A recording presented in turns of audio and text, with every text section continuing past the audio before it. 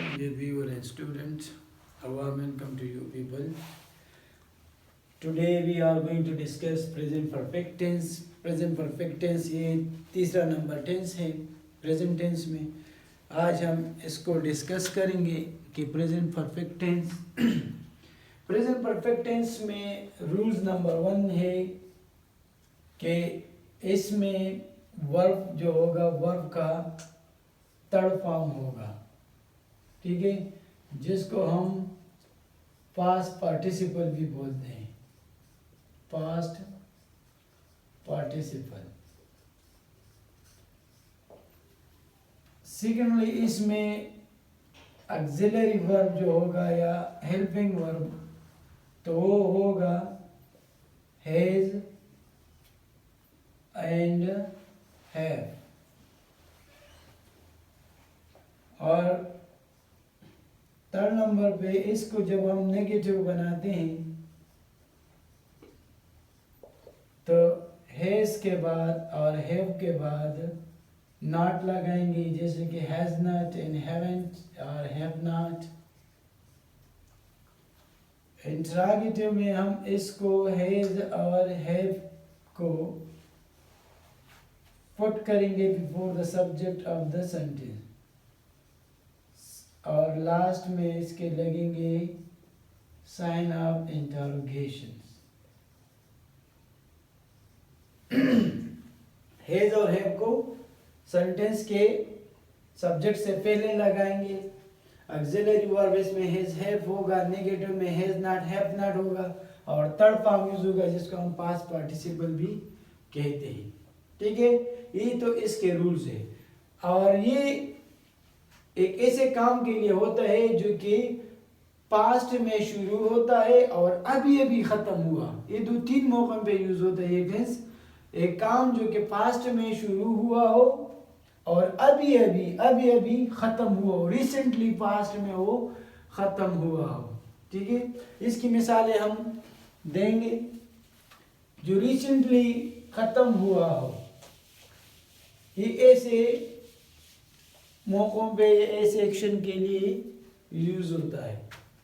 मैं सेंटेंस लिखता हूँ, जैसे कि अगर मैं कहूँ कि I have done my work. ये सिंपल सेंटेंस है. इस सेंटेंस इसमें मैंने लगाया हैव, आई के साथ हैव लगता है और डन थर्ड फॉर्म. जैसे कि पहले मैंने कहा अभी जो हैज और हैव को हम लगाते हैं हैव प्लूरल के साथ, आई के साथ और प्लूरल जैसे कि वी यू दे और नेम्स के साथ, और हैज जो है सिंगुलर के साथ लगता है. इसका मतलब है कि I have done my work, कि मैंने अभी अभी अपना काम किया है या अभी अभी अपने काम को कर चुका हूँ. इस टेंस का जो है उर्दू में पहचान है वो है चुका है, चुकी है, चुके हैं, चुका हूं, या पिया है, पिए है, लिया है, लिए हैं वगैरह वगैरह. तो इसकी उर्दू पहचान यही है. इसका टेंस का मतलब यही होता है कि पास्ट में माजी में एक काम शुरू हुआ है और अभी रिसेंटली जो है वो ख़त्म हुआ है. रिसेंटली अभी वो ख़त्म हुआ है. जैसे कि ये मिसाल है कि I have done my work, कि मैंने अभी अभी अपना काम किया है, अभी अभी अपना काम ख़त्म कर चुका हूँ. इस जैसे कि मैं दूसरा sentence she has washed her hands. इस सेंटेंस से पता चलता है कि वो अभी अभी अपने हाथों को धो चुकी है. अभी अभी यानी रिसेंटली वो अपने हाथों को धो चुकी है. या अगर मैं लिखूं कि they have done their work, यानी वो अभी अभी अपने काम को खत्म कर चुके हैं. इन सेंटेंस को जब हम नेगेटिव बनाएंगे तो इस ऐसे होंगे जैसे कि आई हैव नॉट, एफ के बाद नॉट लगा और फिर third form I have not done my work, यानी मैं अपने काम को ख़त्म नहीं कर चुका हूँ। ठीक है, और दूसरा सेंटेंस जो है शी हैज़, फिर नॉट आएगा, she has not washed her hands, यानी वो अभी अभी अपने हाथों को नहीं धो चुकी है। थर्ड नंबर पे जो है they have not done their work, यानी वो अपने काम को ख़त्म नहीं कर चुके हैं। ये चुके हैं जो है ये शो करता है कि अभी अभी ये काम हुआ है या अभी अभी ये काम हुआ नहीं। अभी जब इसको हम इंट्रोगेटिव बनाते हैं तो इस हैज को और हैव को before the subject, we put them before the subject of the sentence to convert them into interrogative. Just take the example, have I done my work, और साइन ऑफ इंटरोगेशन। ऐसे sentences को हम double sentence में भी convert कर सकते हैं जिसमें हैव यानी इंट्रोगेटिव भी हो और साथ साथ नेगेटिव भी हो। मिसाल के तौर पर इस सेंटेंस को अगर मैं लिखूं कि हैव, इसी तरह भी लिख सकता हूं कि हैवेंट, यानी यहाँ पर भी नॉट लगा सकता हूं और यहाँ पर भी haven't I done my work. ठीक है, इसको हम इसी तरतीब से डबल भी बना सकते हैं, जो इसका जिसको हम कहते हैं कि ये डबल है, यानी नेगेटिव भी है और साथ साथ इंट्रोगेटिव भी है। इसको हम यहाँ पे ले आएंगे तो ये और यहाँ पे लगाएंगे क्वेश्चन मार्क, तो ये इंट्रोगेटिव होगा। इसको यहाँ पे ले आए और यहाँ पे इंट्रोगेटिव लगाएंगे, इस एक्सिलरी को यहाँ पे लेंगे, यहाँ पे इंट्रोगेटिव लगाएंगे, तो ये क्या बन जाएगा, नेगेटिव से इंट्रोगेटिव। ठीक है, और ये नॉट भी अपनी जगह हम छोड़ सकते हैं, तो ये बन गया क्या, डबल। क्या डबल है, यानी नेगेटिव भी है साथ साथ इंट्रोगेटिव भी है। और इसके अलावा जहाँ पे हमने हैव हैज लगाया, इसके साथ यहाँ भी हम नॉट लगा सकते हैं, तो फिर इस नॉट की जरूरत नहीं पड़ेगी, यानी एक नॉट लगेगा, या ये नॉट इस जगह पे लगेंगे या यहाँ पे हैजंट हैवेंट या हैजंट हैवेंट, इसके साथ नॉट लगाएंगे और वहाँ पे साइन ऑफ इंटरोगेशन, तो ये डबल बन जाएंगे, ये नेगेटिव भी हो और साथ साथ इंट्रोगेटिव भी होंगी। तो इस तरतीब से हम इसको लगाएंगे। इस टेंस को हम दो और मकासद के लिए भी यूज कर सकते हैं। ये तो एक ही कि काम अभी अभी रिसेंटली खत्म हुआ हो, और ये एक ऐसे मकसद के लिए भी यूज होता है कि काम अभी अभी खत्म नहीं हुआ हो, यानी उसका जो करने का जो पीरियड है वो अभी अभी खत्म नहीं हुआ हो, तो इसके लिए भी हम इसको यूज कर सकते हैं।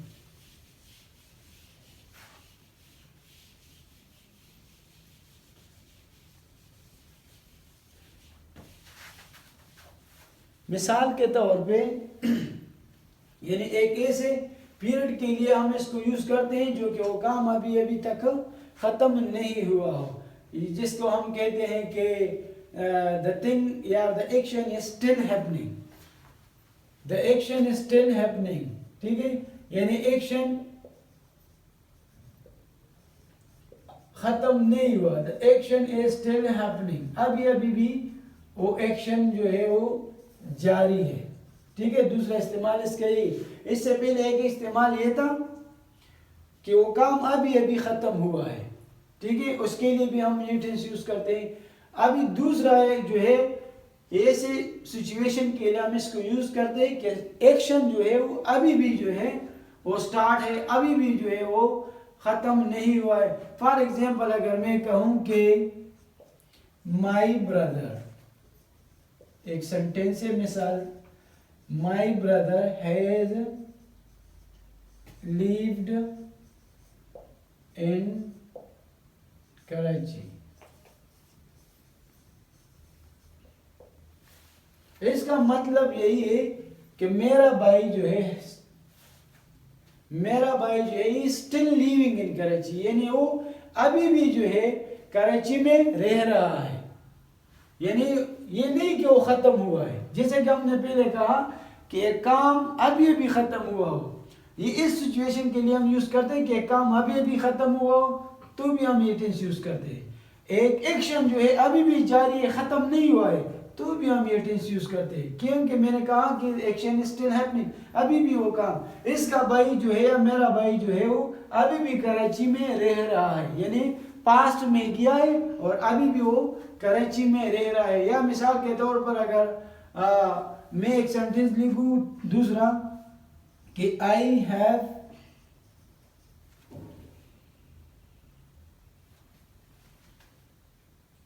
वर्कड हेयर, इसमें एक और पॉइंट भी क्लियर हो रहा है। I have worked here since for example 2016, यानी ये शो कर रहा है कि वो काम अभी 2016 से अभी मैं काम कर चुका हूँ, 2016 से मेरा ये काम स्टार्ट है, खत्म नहीं हुआ है, still happening, the action is still happening, the action is still occurring, खत्म नहीं हुआ है। एक पॉइंट यहाँ पे ये आ रहा है, ज्यादातर लोग इसमें कंफ्यूज है और पता नहीं कि ये सिंस और फॉर जो है ये हम सिर्फ प्रेजेंट परफेक्ट कंटिन्यूस के लिए, प्रेजेंट परफेक्ट कंटिन्यूअस या प्रोग्रेसिव टेंस के लिए यूज करते हैं। ठीक है, ज्यादातर लोगों का सोच ये है कि ये सिंस या फॉर जो है ये हम सिर्फ और सिर्फ प्रेजेंट परफेक्ट कंटिन्यूअस में या पास्ट परफेक्ट कंटिन्यूअस में या फ्यूचर परफेक्ट कंटिन्यूअस में यूज करते हैं, ज्यादातर सोचिए, लेकिन ये बात गलत है। हम इसको प्रेजेंट परफेक्ट कंटिन्यूअस में भी यूज कर सकते हैं और साथ साथ जो है प्रेजेंट परफेक्ट में भी यूज करते हैं, सिंस भी यूज कर सकते हैं, पार भी। अब इस सिचुएशन को देखना, एक्शन इज स्टिल हैपनिंग और प्रेजेंट परफेक्ट कंटिन्यूअस में भी ये एक्शन स्टिल हैपनिंग है, जो काम शुरू हुआ है वो अभी तक खत्म नहीं है। यानी मिसाल के तौर पर अगर मैं कहूँ कि वो 2012 से लिख रही है, यानी वो बहुत सी किताबें भी लिख चुकी होगी, लेकिन वो 2012 से लिख रही है, इसका मतलब क्या है कि वो अभी भी लिख रही है। ठीक है ना, तो इसमें भी हम सिंस यूज करते हैं। लेकिन यहाँ पे देख, I have worked here since 2016, यानी 2016 से मैं काम कर रहा हूँ, जो कि अभी भी जारी है, अभी भी स्टार्ट है।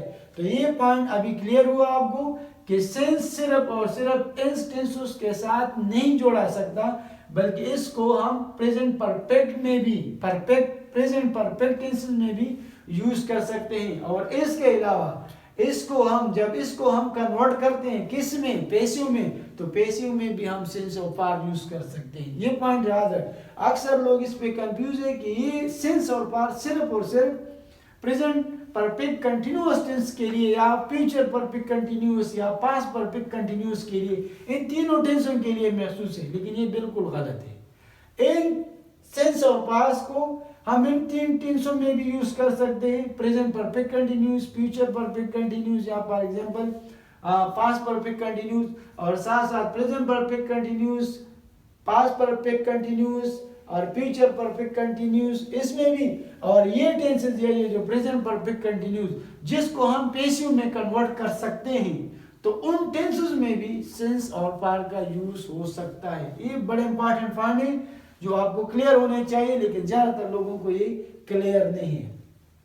और इस टेंस को हम, जैसे कि मैंने बताया कि इससे पहले के काम पास्ट में शुरू हुआ हो और अब ये भी जो है वो खत्म हुआ हो, ठीक है, इसके लिए यूज करते हैं। दूसरा जो है जिसमें एक एक्शन जो है अभी भी चल रहा हो, इसमें सेंस वाला पॉइंट बड़ा इंपॉर्टेंट है कि क्लियर हुआ कि जो काम अभी यानी action, the action is still happening, जो काम अभी भी हो रहा है, अभी अभी भी वाक़या हो रहा है, ख़त्म नहीं हुआ है, तो इसके लिए भी हम ये टेंस यूज़ करते हैं। और थर्ड नंबर, इसको हम एक ऐसे पीरियड के लिए यूज़ करते हैं जो कि अनफिनिश्ड पीरियड हो, यानी वो पीरियड जो कि अनफिनिश्ड हो, यानी जिस पीरियड में ये काम हो रहा हो वो पीरियड, यानी एक्शन नहीं, पीरियड, वो पीरियड अभी अभी तक ख़त्म नहीं हुआ हो। फॉर एग्जाम्पल, अगर मैं कहूँ एक सेंटेंस कि I have earned a lot of money this year, ये बड़े इंपॉर्टेंट चीजें हैं जो आपको समझना चाहिए। दिस ईयर, अभी देख इस सेंटेंस का मतलब मुकम्मल change, I have earn a lot of money this year, इस साल मैं बहुत पैसे को या बहुत रकम को कमा चुका हूँ, बहुत कमा लिए हैं। तो ये अनफिनिश्ड पीरियड क्या है, ये वाला है, ये अनफिनिश्ड पीरियड ये है, यानी दिस ईयर, ये साल, यानी फॉर एग्जांपल मैं बात करूँ कि 2021 2021 की बात हो रही, तो 2021 तो अभी अभी स्टार्ट है, ठीक है, तो ये 2021 यानी ये साल अभी तक खत्म नहीं हुआ है और इस साल मैंने इतने पैसे कमा लिए। अनफिनिश्ड पीरियड के लिए हम ये टेंस यूज करते हैं, क्योंकि एग्जाम के पॉइंट ऑफ व्यू से इसी टाइप के क्वेश्चन आते हैं और बच्चे फिर इसमें कंफ्यूज होते हैं, तो इसमें बहुत ज़्यादा गलतियां करते हैं। तो इस लिहाज से हम इसको ये अनफिनिश्ड पीरियड जो है हमारे साथ, चाहे वो मंथ हो, चाहे वो डे हो, चाहे वो ईयर्स हो, चाहे वो एक लॉन्ग पीरियड भी हो सकता है, तो इसके लिए हम इसको यूज करते हैं। या फॉर एग्जांपल हम दूसरी मिसाल देते हैं कि we have had a lot of rain this week, यानी इस हफ्ते में, ठीक है ना, इस हफ्ते में, ये हमारे यहाँ अनफिनिश्ड पीरियड है, अनफिनिश्ड जो कि ख़त्म नहीं हुआ है, एक हफ्ता अभी भी जाए, चाहे हफ्ते में एक दिन हुआ या 2 दिन हो गए या 3 दिन हो गए, तो we have had a lot of rain, यानी इस हफ्ते में हमने बहुत ज़्यादा बारिशें हासिल की या इस हफ्ते में बहुत ज़्यादा बारिशें हो चुकी हैं, ठीक है ना, इस हफ्ते में बहुत ज़्यादा बारिशें हो चुकी हैं। तो अक्सर बच्चे यहाँ भी थोड़े कंफ्यूज होते हैं, अनफिनिश्ड पीरियड होते हैं अक्सर यहाँ पे, तो यहाँ पे ज़रा देख कि यार ये तो हैव भी आया और हेड भी आया, तो यहाँ हैव जो है, यहाँ ये है, ये इस टेंस का आपको पता है कि हेल्पिंग वर्ब है, यानी जिसको हम ऑक्सिलरी वर्ब बोलते हैं, हैव, और ये हैड जो है ये इस टेंस में जो है मेन वर्ब है, यहाँ पे मेन वर्ब यूज हुआ है। जैसे कि हम कहते हैं कि हैज हैज हैड हैड या हैव हैड, सेकंड और थर्ड फॉर्म जिसका यूज होता है हैव हैड, तो यहाँ पे ये हैड जो है ये मेन वर्ब इस सेंटेंस में यूज हुआ है और ये हैव जो है इस टेंस का जो है ये ऑक्सिलरी वर्ब है। तो उम्मीद करता हूँ कि ये चीज़ आपको पसंद आई होगी और साथ साथ आपको समझ भी आई होगी, और ये बहुत ज़्यादा इंपॉर्टेंट है, एग्जाम के पॉइंट ऑफ व्यू से ये बड़े ज़्यादा इंपॉर्टेंट है, तो इन चीज़ों पे आप ध्यान रखें और मैं इंशाल्लाह कोशिश करूँगा कि कोई पॉइंट वगैरह भी ना रह जाए। उम्मीद करता हूँ कि ये वीडियो आपको बहुत पसंद आई होगी। I hope you got the question, the answer of your question, and I mean that you should become conceptually clear about this thing, and thank you.